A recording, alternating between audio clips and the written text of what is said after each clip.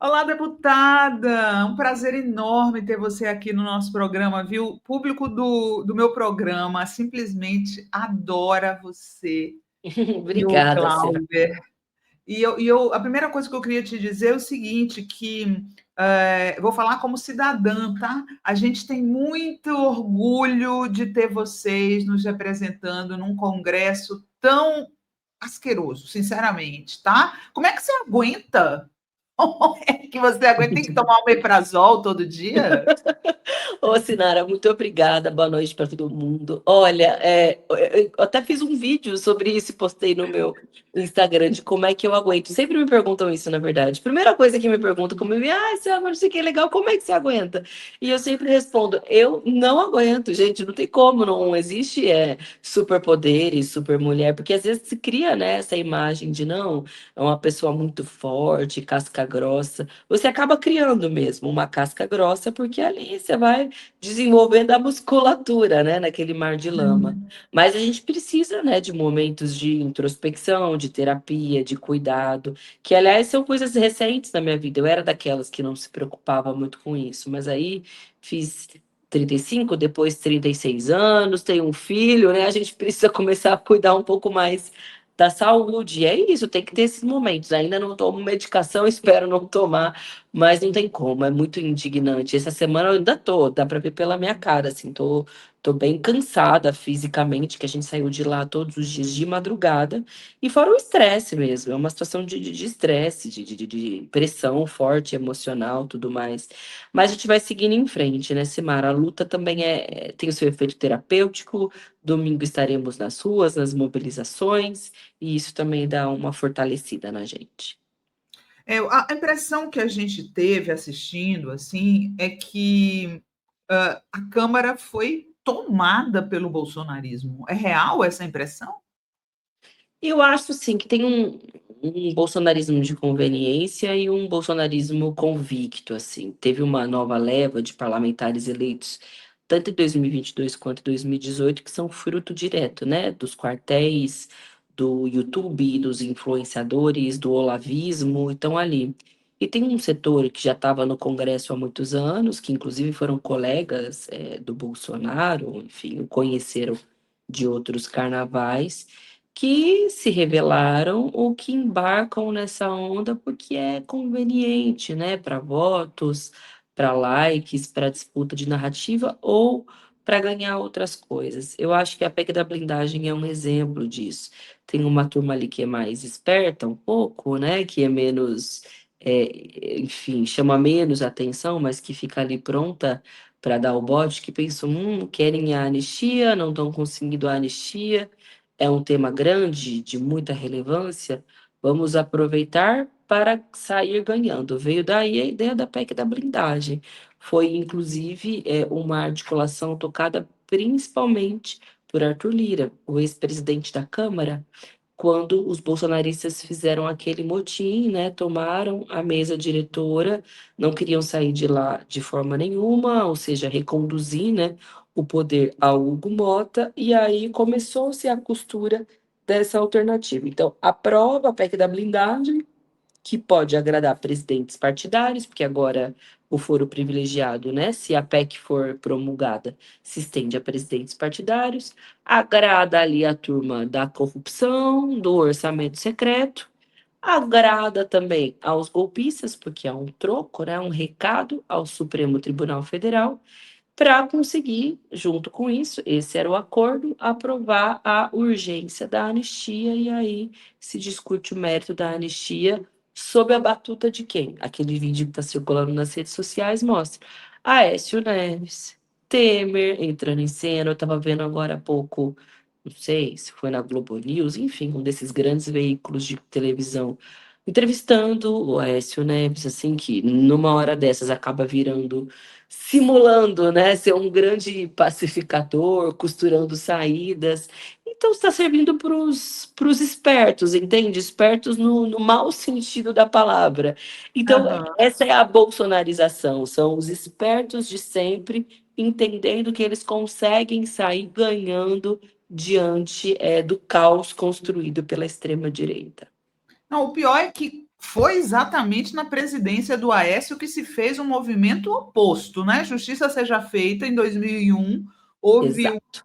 uma aprovação de com votos de, olha a mudança de perfil, de 400 deputados a favor, de que não precisava autorização do Congresso para abrir processo contra parlamentares no Supremo. Então, o Aécio está aí se gabando, né?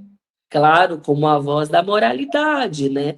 E você sabe que o fato dessas figuras do Centrão também se alçarem nesse momento é porque agora está se buscando construir um grande acordão, né? Uma costura que passe pelo Supremo, passe pelo Congresso, pela burguesia brasileira, e sem dúvida esses nomes são os que mais circulam, né? Entre todos esses ambientes em que se busca ali tirar um denominador comum. É por isso que esses figurões estão se aproveitando mesmo, né, do caos para se alçar politicamente, para ganhar poder, ganhar influência. Tem gente que está analisando, deputada, que essa PEC da blindagem foi colocada aí como se fosse o elefante na sala, sabe? Porque todo mundo fica olhando para a PEC da blindagem, enquanto isso eles vão passando o projeto de anistia. Agora eles já estão falando da PL da dosimetria, e o Crivella defendeu 2 anos só para o Bolsonaro de prisão domiciliar. Moleza, né? Moleza. Então, assim, você acha que, de certa forma, tem mesmo esse efeito diversionista, a PEC da blindagem? Sinara, eu não diria diversionista, mas ela está a serviço do PL da anistia. O que eu quero dizer?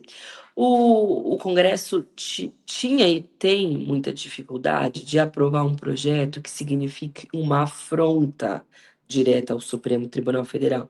Por mais que muitos bradem isso, os bolsonaristas subam à tribuna xingando o ministro Alexandre de Moraes, o ministro Dino, principalmente, esculhambando o Supremo, a verdade é que o Supremo, de fato, porque a competência constitucional dele tem o poder de abrir inquéritos, investigar e condenar boa parte dos deputados. Então, eles também têm algum receio de com tudo para cima, de rasgar, né, uma decisão histórica que o Supremo fez, porque isso, sem dúvida, traz consequências para eles. Então, precisava-se de uma saída, né, mediada para conseguir avançar com a anistia. E a PEC da blindagem vem com tudo, porque se o Supremo tem menos poder sobre os deputados podem avançar com a anistia, porque daí o poder de retaliação do Supremo diminui. Então, eu não digo que é uma distração, mas eu diria como um atalho, né? Como um caminho para viabilizar a anistia. E aí, um comentário também sobre as declarações que eu já vi, né, do relator nomeado, o deputado Paulinho da Força do Solidariedade. Ele vem dizendo, inclusive mudou de nome, né? Ele quer mudar de nome, não como anistia, mas como dosimetria. Mas a minha posição é o seguinte: qualquer recuo diante da condenação dos golpistas é grave. Ele fala, não é a anistia de conjunto, seria uma redução de penas. Eu também considero grave. Primeiro, porque é um recado de que se você tem poder, se você tem influência, você pode cometer qualquer tipo de crime, porque vai ter quem te defenda, né? No Congresso Nacional. Algo que não é um direito, uma possibilidade ou um privilégio de nenhum outro cidadão brasileiro. Segundo, porque parece que golpe de Estado atentar contra o Brasil é um crime menor. Pode, parece que pode. Ah, não, gente, isso aí não foi tão grave assim. Vamos ali perdoar de alguma forma, vamos amaciar para quem fez. Então, não há chance assim de considerar, porque eles querem dar essa imagem, né? Não, de é um respeito à Constituição, só que é só reduzir pena. Isso ainda é um escárnio, não é só a anistia ampla, geral e restrita, que é um escárnio, gente. É você falar que é um crime menor, já é um desrespeito. O que significa um golpe de Estado? O que seria da gente, Sinara? Onde estaríamos nesse momento se eles tivessem sido bem-sucedidos, sinceramente, assim, conhecendo quem são e a história do nosso país? Então, não dá para tolerar e não dá para aceitar quando querem se vender como menos golpistas ou mais democráticos, dando um nome diferente, né, de dosimetria da pena. É ainda passar pano para golpistas, sinceramente. Teve uma cena especial que chocou todo mundo, que foram os deputados bolsonaristas rezando o Pai Nosso em plenário. Eu me lembro quando causava polêmica ter culto em algumas salas do Congresso. Agora os cultos acontecem em plenário? Pode isso? Não fere o Estado laico? Não cabe um. Acho que. Ou as pessoas não têm coragem de dizer que é errado rezar dentro do plenário. Olha, eu fico até sem palavras, assim, mas eu acho que é, mais uma vez, se esconder atrás de símbolos religiosos, fingir uma moralidade numa cena que evidentemente é um escândalo. Então, é muito mais fácil para eles dizer que estão fazendo tudo em nome de Deus, né? Que estão ali amparados pela fé, pela Bíblia, para tocar adiante o que eles fazem. Eu me pergunto se bem em que lugar da Bíblia que eles leram isso. Sim, eu não sou uma ampla conhecedora da Bíblia, pelo contrário, mas assim, desafio a dizerem, né, em que lugar ali Jesus Cristo orientou que corrupto tinha que ser perdoado, que quem atenta contra o povo tem que ter o perdão de uma casta política. Pelo menos a história que eu conheço de Jesus é o contrário, era de alguém que enfrentava, né, poderosos. Mas, assim, definitivamente isso não tinha nem que ser um tema. A gente está ali para falar do país e não para ficar fazendo um culto em plena sessão e ainda mais diante de um horror, assim. Eu tenho certeza que tem muitos religiosos que estão revoltados com a aprovação da PEC da blindagem. Isso só escancara o horror e a cara de pau mesmo, né, da extrema-direita. O que você achou de alguns bolsonaristas, como a Damares e o Cleitinho, falarem contra a blindagem? Você acha que é sincero? Se é sincero, eu tenho minhas dúvidas, mas eu acho que é um sintoma, um reflexo do quanto muitos ali não calcularam o impacto que teria a aprovação da PEC da blindagem. Porque Uhum. político, de maneira geral, realmente não se importa muito com a opinião pública. Há exceções. Eu, particularmente, estou sempre conectada, né? Assim, tentando entender o que as pessoas estão pensando. Mas que a turma ali se elege com máquina, né? Com dinheiro, tá nem aí para a opinião de ninguém. É um escárnio. Mas isso também não é 100% verdade, Sinara. Há momentos em que sim se preocupam com a opinião pública. E eu acho que mediram, calcularam mal. Há, inclusive, deputados da esquerda, né, do nosso campo, que votaram a favor da PEC da blindagem, Sim. que estão sendo dura e corretamente cobrados nas redes sociais e nas ruas. Porque, gente, desculpa, não há justificativa, assim, na boa, com todo respeito ao voto de todo mundo, mas não tem condição disso ser minimamente razoável. Então, às vezes, a turma calcula mal, acha assim que está ali numa redoma, né, distante da sociedade e que ninguém vai ver o que está acontecendo. Vai ver sim, vai cobrar, e inclusive vai ter mobilização no domingo, a gente tem que ir para as ruas em São Paulo, né, que é de onde eu falo, é às 14 horas no MASP no próximo domingo. Olha aí. Antes de eu passar para a próxima pergunta, me desfaz uma curiosidade: rolam uns campeonatos de botão aí na tua casa? Por causa do Quem me pensa, né, que eu sou, nossa, muito do futebol, eu estou nesse momento no salão de jogos do prédio onde eu moro, porque o meu apartamento neste momento está ocupado pelo meu filho, Hugo, com alguns amigos que estão ali fazendo um pequeno barulho que é o direito deles, afinal de contas são crianças entre 4 e 8 anos de idade. Eu falei, acho melhor eu descer ali no salão, que não costuma ter muito uso, para poder conseguir falar com a Sinara, e é por Olha, isso. eu já imaginando que rolava altos campeonatos de botão na casa da Ah, Sam e do Glauber. infelizmente Olha lá. não, adoraria ter. É só um cenário aqui que combina bastante comigo, né? Sâmia, essa semana também você teve um enfrentamento, eu diria, muito satisfatório, com uma deputada de Brasília, que é realmente uma das mais asquerosas representantes do bolsonarismo, né? E aí chegou um momento que você falou, né, sem dirigir a ela, mas ela tomou as dores da Michelle, que sobre as visitas íntimas da Michelle ao Bolsonaro. E aí ela ficou indignada, respeite a nossa primeira-dama, sua imunda, e não sei o quê. E aí eu me lembrei, a minha memória é boa, viu? A minha memória é Bom. boa. Eu me lembrei do marido da Michelle, tá? Em 2016, dizendo que o Lula ia receber visita íntima do Jean Willis. Do Jean Willis. Ó, vamos botar aqui para o pessoal ver. Coloca primeiro a matéria que eu fiz na época do Socialista Morena, porque passou despercebido, ninguém viu, mas Olha mandaram o só. vídeo para mim. Mandaram o vídeo para mim. Então, quando você for cobrar, olha lá, o Bolsonaro afirma que Jean Willis fará visita íntima Lula na prisão. E é aplaudido. E é aplaudido. Coloca o vídeo aí, Gui, para a Sam e o pessoal verem. Vai ser motivo de orgulho para nós. Prendemos um dos maiores bandidos da história do Brasil. E aí dentro da cadeia, Lula, você não vai ter visita íntima da Rosemary, não.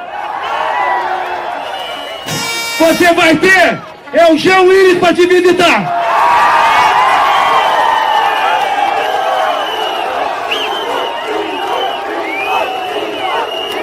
Já que você, Lula e Dilma, não respeita a família brasileira, Lula, você vai ter a companhia de Jean Willis dentro da cadeia. Vai ter toda a liberdade para isso. A família brasileira vai ser respeitada. Interessante, né? Como eles, a versão de liberdade de expressão deles, eles podem tudo, né? Eu gostei muito que você falou isso, porque é bom ver eles provarem do próprio veneno. Eles não aguentam, né, Sâmia? E outra coisa também, que foi a turma das redes sociais que lembrou, porque na hora você está ali sob pressão, você tem que responder rápido, né? Nem sempre. Eu falei, gente, como é que eu respondo para essa deputada, né, Bia, que me chamou de imunda?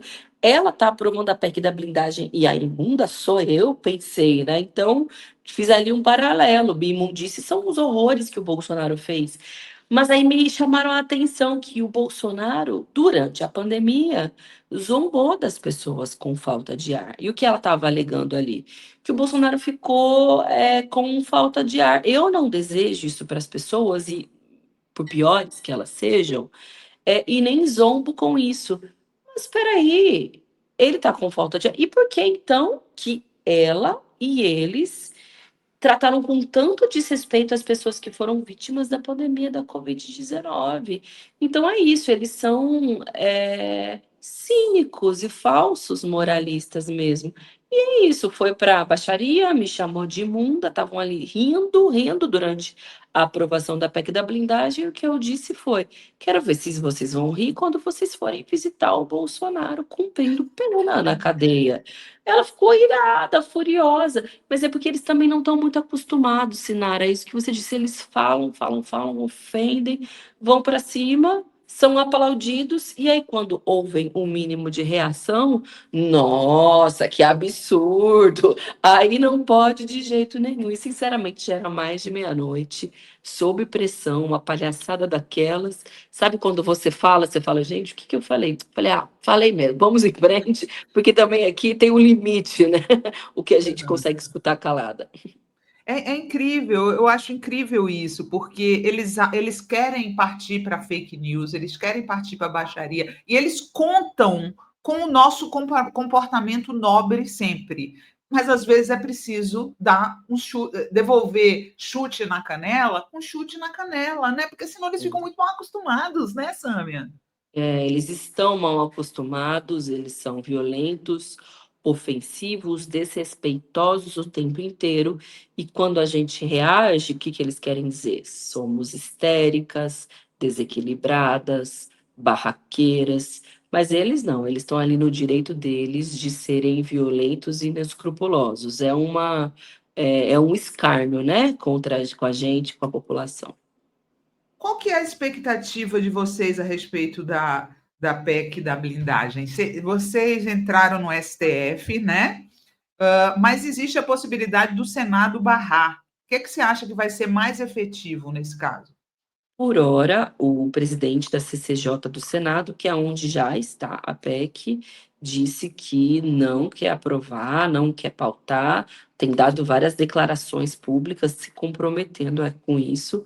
O meu objetivo é, na semana que vem, entregar para ele um abaixo-assinado que nós estamos construindo, que em menos de 24, perdão, em pouco mais de 24 horas já chegou a mais de 1 milhão de assinaturas. Então, acho que é um sintoma, né, da força que a indignação tem. Eu acho difícil o projeto ter condições de avançar ainda esse ano, mas eu, sinceramente, confio mesmo na pressão popular, por isso que não pode deixar a peteca cair, o tema esmorecer, passar despercebido, né? A gente precisa seguir na ofensiva, senão na primeira oportunidade vão querer pautar e aprovar, porque diz respeito a uma proteção, né, de gregos e troianos ali no Congresso Nacional. Então, tem diferentes interesses, tem golpistas, tem corruptos, tem espertinhos, todos eles unidos em torno da PEC da blindagem. Ontem eu queria que você falasse um pouquinho da situação do Glauber. Ontem eu vi o Boulos se queixando não, ironizando até, que ele foi falar que o Gustavo Gayer tinha atropelado e matado uma pessoa e botaram ele no Conselho de Ética. Como é que pode uma coisa dessa? Aconteceu. O Aconteceu. Gustavo Gayer atropelou e matou pessoas. Então, assim, não dá para dizer, isso é um fato. E aí ele vai parar no Conselho de Ética? E aí o Eduardo Bolsonaro se torna líder da oposição morando nos Estados Unidos, isso pode. Tá difícil, hein, Sâmia? Tá difícil. Você se lembra daquele motim que fizeram na mesa diretora? Não aconteceu nada com nenhum deles. O outro inviabilizou que o Hugo Mota sentasse na própria cadeira e nada foi feito com ele. Eu posso dar outros exemplos. Chiquinho Brasão, que foi identificado pela justiça como mandante do assassinato da Marielle. Ele não foi cassado pelo Congresso, ele foi cassado por falta, porque faltou demais, até porque estava preso. E aí nomeiam o Eduardo Bolsonaro, líder da minoria, para que nem isso aconteça com ele, porque senão ele acaba sendo caçado por falta também, porque ele está lá nos Estados Unidos conspirando contra o Brasil. Só que quando você é líder, ou partidário, ou de bloco, você não tem falta registrada. Até tem ali uma justificativa, né? Porque às vezes está em reuniões de articulação e pode eventualmente não registrar o voto, ainda que hoje o voto seja pelo aplicativo, tá, gente? Então, também, assim, mais ou menos, né? Não tem tanta justificativa, mas que seja. Aí dão esse benefício para ele, só para ele poder ficar recebendo salário, tendo estrutura de gabinete. E agora é mais estrutura, tá? Porque, assim, o tamanho de um gabinete de minoria é imenso. Muito mais assessores, muito mais dinheiro para Que gastar. Então, ele absurdo, está não é sendo carne. premiado, não caçado, ele está sendo premiado por conspirar contra o Brasil, sendo líder da minoria. É um escárnio, é um absurdo. E aí tem o caso do Glauber, né, que você mencionou. Tá com o relatório pronto. Se o Hugo Mota acordar ali de mau humor, bravo com a gente, e tá ficando bravo com a gente, óbvio, porque a gente tá fazendo o nosso papel, né, de denunciar e ir para cima, tá pronto para voltar no plenário a cassação do Glauber por ter reagido a um provocador do MBL. Enquanto isso, assassinos e corruptos têm a benesse da blindagem, de não poderem nem ter inquéritos abertos pela justiça. É indignante, é adoecedor, viu, Sinara? Vamos todo mundo fazer as nossas terapias, cuidar da saúde, senão a gente fica maluco nesse lugar. Qual que é a tua leitura do Hugo Mota? A gente fica meio assim, qual que é a do Hugo Mota? Ele entra dizendo, fazendo discurso, citando Ulisses Guimarães, aí uma hora ele vai para o lado do governo, outra hora ele vai para o lado do Bolsonaro. Qual que é a dele? Você consegue decifrar aquela esfinge? Eu tenho alguns palpites. Eu acho que ele tem como, assim, uma decisão, orientação política, ficar no fio da navalha. Mas a conjuntura política não permite ninguém, porque é impossível. O fio da navalha, ele é muito estreito. Não, ele é inviável, na verdade. Então, ele fica ali prensado pelo bolsonarismo e por um apelo democrático. pelo PL e pelo governo. Não tem como. Só que é engraçado que esse fio da navalha sempre pende mais para a extrema-direita. Então, o fio da navalha Exato. pelo no mútil, porque É afinal igual de aquelas contas. pessoas que falam não sou de direita nem de esquerda e é de direita, né? Exatamente, porque a gente não pode se esquecer que, por coincidência, ele é do partido de ninguém menos do que Tarcísio de Freitas, né? Que é o queridíssimo governador do estado de São Paulo, que está querendo se alçar como pré-candidato, né, à presidência da República, querendo ganhar ali o espaço que é eleitoralmente do próprio Jair Bolsonaro. Então, esse jogo de cena, nessas horas, acaba se revelando. É um fio da navalha, como você disse, nem de esquerda nem de direita, que explicitamente acaba trabalhando mais para pavimentar o caminho de consolidação da extrema-direita. Ele terminou a semana passada, a última, dizendo que teria como prioridade pautar a isenção do imposto de renda, porque aprovou a urgência e começou aprovando a anistia e a blindagem, né? Então, assim, terça-feira a nossa cobrança vai ser: a gente não se esquece de que você disse que pautaria o imposto de renda. Paute agora, imediatamente. Nossa Senhora, é muito difícil, né? Para a gente me intrigou uma coisa nessa última semana, que foram duas coisas que se tornaram possíveis graças à estratégia de Eduardo Cunha.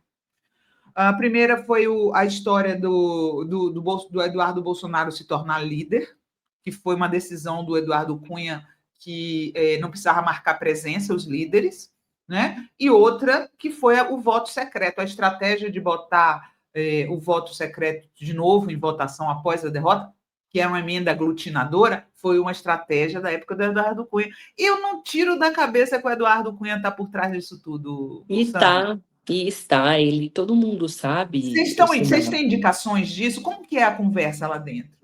ele teve até alguns jornalistas que já identificaram, desses que, né, ficam ali nos corredores do Congresso, que ele despacha do gabinete, que a filha dele é deputada, né, a Dani Cunha.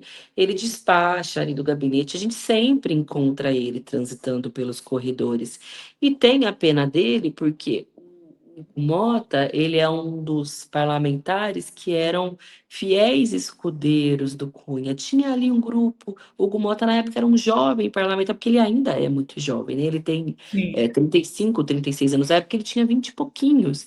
E ele estava ali entre o grupo do entorno que envolvia Arthur Lira, envolvia Hugo Mota. Então, ele é fruto dessa era política do Congresso Nacional.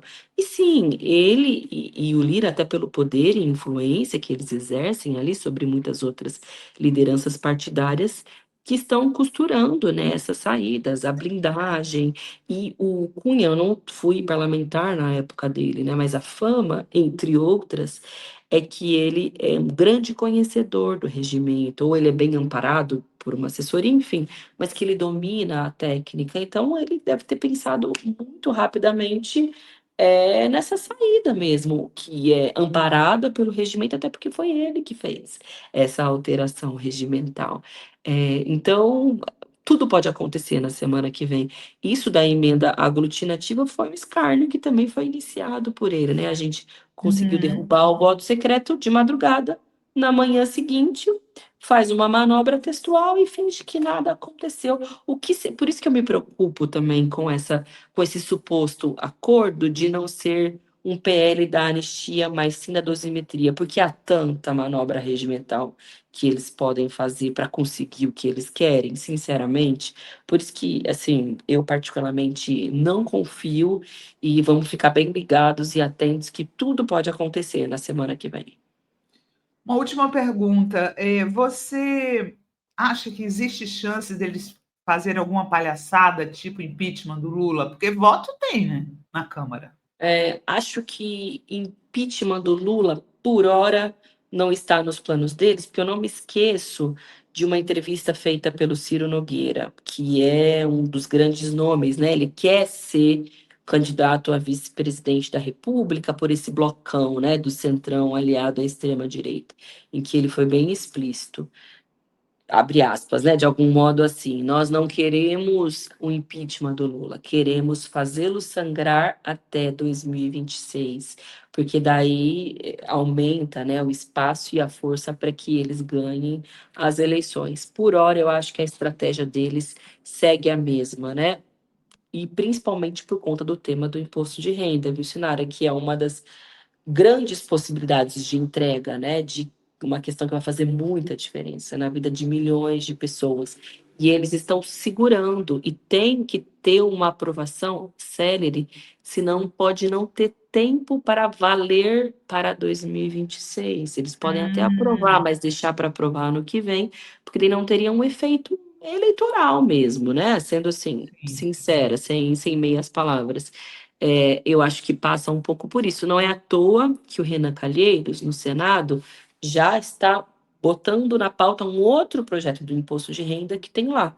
Porque qualquer coisa, né, se seguirem aqui na Câmara segurando, tem uma outra Ah, via de tramitação no Senado. Ele fez isso, se eu não me engano, na última quarta-feira. mas o que me dá medo é o seguinte, né? A Dilma, com a Dilma foi assim. A É, Dilma não eles deixaram sangrar, certo? A Dilma foi reeleita no primeiro mês, quando o Eduardo Cunha tomou posse, né, para a nova legislatura. A primeira coisa que ele falou foi que ia botar impeachment em pauta. Então é muito importante que as pessoas do nosso campo, né, Sâmia, se conscientizem de eleger um Congresso melhor, porque desse jeito aí, o Lula pode ser reeleito e não conseguir terminar, né?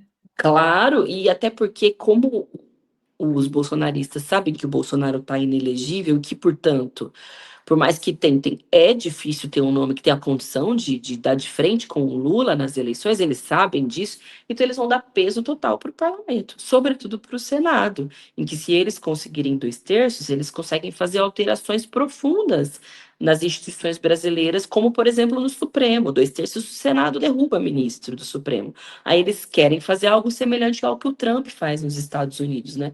Que teve alterações que passaram pela Suprema Corte. É um fechamento de regime por dentro, né? Você não precisa dar. Tem várias formas de se dar golpe, de alterar o Estado Uhum. democrático de direito, e pode ser uma delas. Então, assim, a gente vai ter que ser muito inteligente, estratégico, para conseguir, além de fazer a campanha do Lula, ter nomes bons e fortes nas casas legislativas. E eu destaco, sobretudo, no Sul e no Sudeste, que é onde a extrema-direita tem governadores, e que quando você tem governador, você tem mais força para eleger senador também, né? Assim, Ratinho, essa turma, Zema, o Caiado, né, que fica em Goiás, mas enfim, que entra também nessa mesma levada aqui em São Paulo. Então, muita atenção e força, senão pode ser ainda pior, né? A próxima quadra legislativa. É isso aí. Então, bom, olha só, todo mundo, vocês já sabem, todo convidado e convidada que vem aqui traz dicas culturais, e não é porque a Sam é política que não ia trazer uma dica cultural para vocês. Coloca aí, Gui. A dica dela é esse livro da Carla Madeira. Aliás, já recebi vários elogios no Tudo é Rio, da Carla Madeira. Por que você indica esse livro para a galera, a deputada Sâmia Bonfim? Nara, esse é um livro que eu tô lendo, é um livro que eu peguei emprestado da minha cunhada. Eu já tinha conhecido, né, o trabalho da Carla Madeira pelas redes sociais. Muitas indicações e prêmios. Quando eu vi que ela tinha esse livro, eu falei, gente, vamos ler, porque ele é bom de carregar na bolsa. E ele te tira, assim, também dessa nossa dinâmica de caos e confusão, porque ele debate temas como sexualidade, moralidade feminina, cobranças sociais, relações interpessoais, e ela escreve muito bem. É uma leitura assim muito fluida, é uma escrita muito poética. Vale muito a pena para você se reencantar pela literatura. Por que que eu digo isso? Porque eu sempre gostei muito de literatura. Eu sou formada em letras, mas a vida, a correria da vida, às vezes me tira dessa grande paixão. E aí tem sido muito bom, porque eu tô me reencontrando, sabe? Aos poucos eu tô buscando, assim, conseguir me dedicar também para aquilo que a gente gosta de fazer, enfim. Então é uma boa pedida para quem quer se reencontrar com a literatura, ou se encontrar, né, com a literatura. É porque, gente, as telas roubam muito tempo da gente, essa é a Também. verdade, É né? verdade, é Roubam verdade. muito tempo. Que horas você lê? Geralmente no voo, ou num final de semana, que é o meu dia de folga, por exemplo. Aí eu vou para uma cafeteria e leio, porque além de tudo tem a maternidade, né, Sinara? Não, Então, ainda tem o assim, filho, gente, a as nossas família, né? folgas são trabalho também, né? A gente sabe bem, é dupla jornada. Então é isso, eu busco mesmo. nesses intervalinhos, assim, nem que seja 20 minutos. O Glauber, que é meu marido também, ele tem um hábito que eu acho interessante. Ele fala assim, mas nem que seja 2 páginas eu vou ler todos os dias para não perder o hábito. E eu tô aprendendo com ele e vale a pena, porque daí você tem sempre ali o compromisso com o livro. E aí, nem que seja 2 pagininhas você lê no dia e manteve, né, o ritmo. Me diz uma coisa, vocês saem de casalzinho ou você e a Fernanda Melchiona como Orlando? A gente tem que ter um esforço permanente de montar a agenda para isso. Senão o casal sai para falar de política, né? A gente fala, Cláudio, nosso combinado. Hoje, assim, só pode falar 2 vezes de política, o resto é de outra coisa. E funciona, às vezes mais, às vezes menos, mas é um exercício, né? De cuidar um do outro também. Já imaginei você saindo com o Glauber, Fernanda com Orlando juntos, assim. Tem uns casalzinhos que formam lá, né? Aí você fala de filho e de política, não tem jeito, mas a gente se esforça para, né, ter outros assuntos e outros temas. Muito obrigada, viu, deputada, pela entrevista. Olha, te Obrigada. desejo toda a sorte, saúde para aguentar. Você o Glauber e todo o pessoal da esquerda que votou contra a PEC da blindagem, não inclua aí os deputados do PT que votaram a favor, tá? Vocês representam demais a gente num congresso que eu acho que é o pior que eu já vi na minha carreira jornalística. Olha só, duro. Espero que seja o último pior e que na próxima estejamos num cenário melhor, Sinara. É isso aí. Muitíssimo obrigada. Foi um prazer falar com você. Obrigada. Igualmente, querida. Bom final de semana. Beijão. Um beijo, igualmente. Tchau, tchau. Tchau.